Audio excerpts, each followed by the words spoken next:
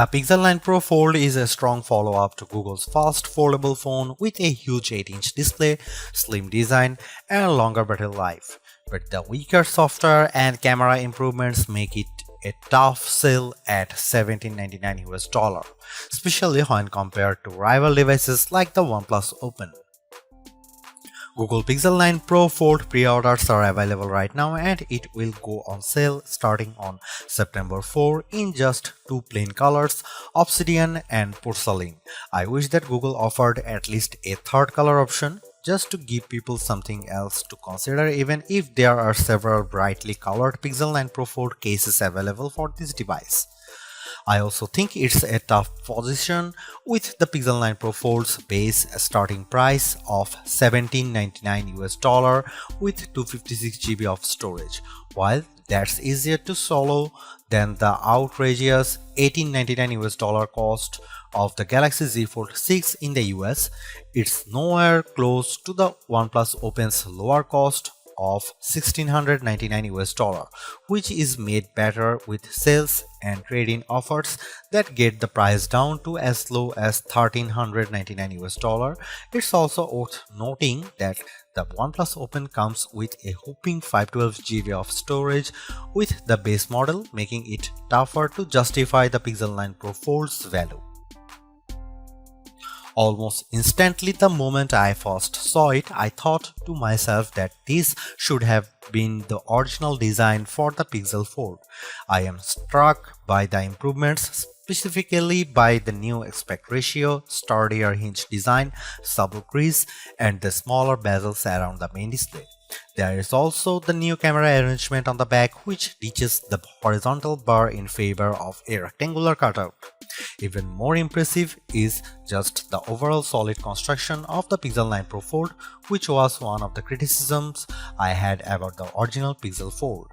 It didn't feel as polished, so I'm ecstatic that it feels much more substantial. It's also one of the skinniest and lightest foldables around at just 0.2 inches unfolded and 0.4 inches folded, while tipping the scales at a modest 9.1 ounces. Everything about the design of the Pixel Fold 9 Pro is fantastic, including its IPX8 rating, but it is still shy of matching the stylish looks and incredible construction of the OnePlus Open. Just when I thought we couldn't get any bigger screens in foldables, the Pixel 9 Pro Fold does exactly that by exceeding the screens found in rivals like the Z Fold 6 and OnePlus Open with the 8-inch 2076 by 2152 Super AQUA display that serves as its main panel. The OLED-based screen looks stunning, crisp, and detailed, like it should for its price. I much prefer its size this time around thanks mainly to how the Pixel 9 Pro Fold's outer 6.3-inch AQUA display sports a 20:9 aspect ratio, which makes the inner screen more square when unfolded. Due to this, apps fits better when they are running side by side on the inner screen. But what's most compelling about the new display is that it leaps and bounds brighter than its predecessors. In our benchmark testing, the 8-inch Super AQUA display hits a peak brightness of 2319 nits, more than double the Pixel Fold's brightness, which is an impressive amount. Sure, it doesn't quite reach Google's claim of 2700 nits, but it's close. As a result, I am able to see the screen much more easily on a sunny day than any other notebook-style foldable out there. Honestly, it's a visual treat to the eyes whenever I play a 4K HDR clip on YouTube because it's accompanied by rich colors and wide viewing angles. There is simply no other foldable with a brighter screen than the Pixel 9 Pro Fold, and for that I need to give Google credit here because it's very rare that our testing gets close to a phone maker's rating. For a foldable phone, Google doesn't skimp out on the cameras with the Pixel 9 Pro Fold. On paper, the specs seem all too familiar: a 48MP main camera, 10.5MP ultra-wide, 10.8MP telephoto with 5x optical zoom, and a 10MP selfie shooter. However, there are some minor differences related to their aperture and field of views that benefits the Pixel 9 Pro Fold. In addition to a robust camera system, I really enjoy the Pixel Camera app because of the shooting modes it offers. New this year is the introduction of the Mode You Look feature, which displays these animated cartoons on the cover screen to attract the attention of kids and keep them looking at the camera long enough to get a decent shot. I tried it on my young nieces and nephew with great effect. Other camera features new this year include a revamped panorama mode and the Add Me feature that uses augmented reality and AI that allows the photographer taking the photo to be part of the photo later on. I have tested this as well, and the guidance it tells me with the help of AR ensures the photos framed perfectly. Here are some camera samples of Google Pixel 9 Pro Fold.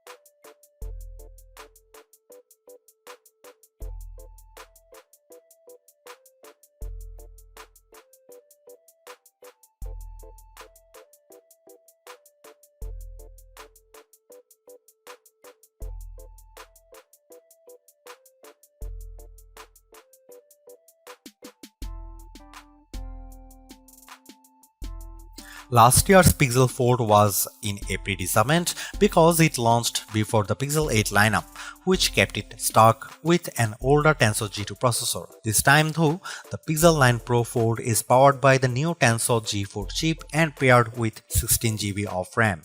Not surprisingly, these two upgrades give a marked improvement in just about every synthetic benchmark test we threw at it. Both its single and multi-core scores in Geekbench 6 are substantially better at 1956 and 4813 respectively. It finished way ahead against the Pixel Fold, but the Tensor G4 is still way behind the scores put up by the Z Fold 6's Snapdragon 8 Gen 3 chip. But I think most people wouldn't realize that with all the superficial stuff like navigating around the interface and juggling a few apps at once, since it still delivers the same instant responses and fluid actions that I love seeing in high-end phones. When it comes to graphics processing, the Pixel 9 Pro Fold is still nowhere as smooth as the Galaxy Z Fold 6 with 3D Mark's Wildlife Unlimited test. The 55.72 FPS rate it averages in the test pales in comparisons to the smoother 112 FPS rate of the Z Fold 6, while also coming up short to the OnePlus Open's average of 84.8 FPS. Luckily for me, the games I play religiously, I don't see any major hitches on the gameplay in Age of Origins, even when there is an intense action happening on screen. Google's Silicon has yet to eclipse what Qualcomm and Apple has shown us, but I am not bummed by this because quite frankly the Pixel 9 Pro Fold feels and performs like a champ with the things I do on the daily. Side by side apps multitasking is no problem here, as I am able to effortlessly watch a YouTube clip while scrolling through Instagram or jotting down an email reply in Gmail while playing Age of Origins on the other. Usually, whenever a phone ends up getting a smaller battery than its predecessor, it's because of it trying to be thinner and lighter. Of course, that's the case here with the Pixel 9 Pro Fold's 4650 mAh battery, which is smaller than the 4822 mAh battery on the Pixel Fold. Lucky for the Pixel 9 Pro Fold, the Tensor G4 appears to be much more power efficient.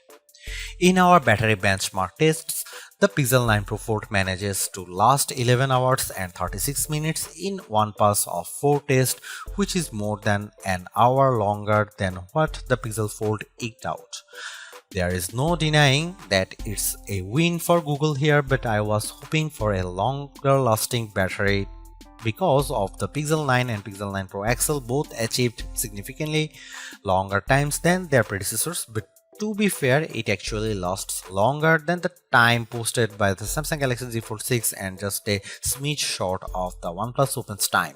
The Pixel 9 Pro Fold features 21-watt wired charging through its USB-C port, and in our testing yields 18% of battery with 15 minutes of charging, which then reaches 38% in 30 minutes. That's actually short of Pixel Fold's reach of 23% and 47% with 15 and 30 minutes of charging respectively. Apart from its foldable nature, there is actually not a whole lot separating the software between the Pixel 9 Pro Fold and other Pixel 9 devices. That's a good thing because it shares the same set of new Pixel 9 Pro AI features that work really well and are intuitive to use. I won't rehash them all here because I detailed all the AI features in my Pixel 9 Pro XL review, like how AdMe is helpful in capturing photos to include the photographer into the photo, Gemini Live's more natural conversation skills, and the magical powers of Reimagine. These AI features truly set it apart from other foldables mainly because they are simple and intuitive to use. There's also more focus around generative AI and how it changes up the way I edit photos. For example, Pixel Studio lets me create custom images all through descriptions I provide in a text prompt. There is also the Reimagine feature that's part of Magic Editor, which realistically adds new elements to my photos by simply describing what I want. And finally, I love how the call notes makes it a breeze for me to remember what went on with phone calls because it transcribes and summarizes them for me. Quite frankly, the AI features are what makes the Pixel 9 Pro Fold special among foldable phones. However, I am curious if Google will ultimately roll out these new AI features to the Pixel Fold. Samsung did exactly this a few short months after the launch of its Galaxy S24 phones by bringing its Galaxy AI features to the Galaxy S23. What I'm actually surprised most about is by how little Google has done to improve the experience for being a foldable phone. On one hand, there is still side-by-side apps multitasking that works nicely, including the ability to perform drop and drag actions like attaching a photo from Google Photos to an email I am writing in Gmail. There are still anomalies with certain apps, especially when I start an app with outer screen and then decide to use them with the inner screen, like how some games still need to be refreshed in order to work properly. But this isn't just a Pixel 9 Pro Fold problem. There is also no movement to how it multitasks with its main display, which is still done by bringing up the taskbar by swiping from the bottom edge of the screen. Even though it's helpful to have side-by-side apps, I wish it copied the Open Canvas feature that the OnePlus Open offers to dynamically arrange up to 3 apps simultaneously. Sure, not everyone will need to juggle 3 apps, but it's handy for those situations. My problem with the Pixel 9 Pro Fold is that it's unable to store multiple side-by-side apps in memory, which limits its productivity. Furthermore, there is also not much movement in leveraging tent mode to optimize apps when it's folded halfway. Some of the native apps works in this mode like YouTube and the camera app, but I have yet to come across any third-party app that's optimized for it. Again, it's not just a Pixel 9 Pro Fold problem, it's an Android thing. Apart from that, the software doesn't differ all that much from the Pixel 9 Pro and 9 Pro Fold. This includes a year's worth of Gemini Live, the updated video boost mode, Pro controls with the camera, and even all the same AI features. The only exclusive feature is the Made You Look feature. It's also launching with Android 14 instead of Android 15, but it still gets the same 7 years of major software and security updates. Seriously, this is exactly what the original Google Fold should have been from the start, because the Pixel 9 Pro Fold is much more polished in every way. Its new redesign makes it look and feel like a more modern foldable, but I was expecting so much more to justify at $1,799 cost. All of the new AI features certainly elevate its worth, but it would have been much more satisfying to see it getting more exclusive features just to give it a bit of distinction over the slate Pixel 9 Pro models. I am also disappointed that the camera upgrades are minimal at best and how the overall software experience doesn't change all the much functionality. Google addresses many of the shortcomings of the original, but the bar has been set higher by other foldables like the OnePlus Open and Samsung Galaxy Z Fold 6. Needless to say, it's much better than its predecessor, but it still comes up short of matching the value that its contemporaries offer.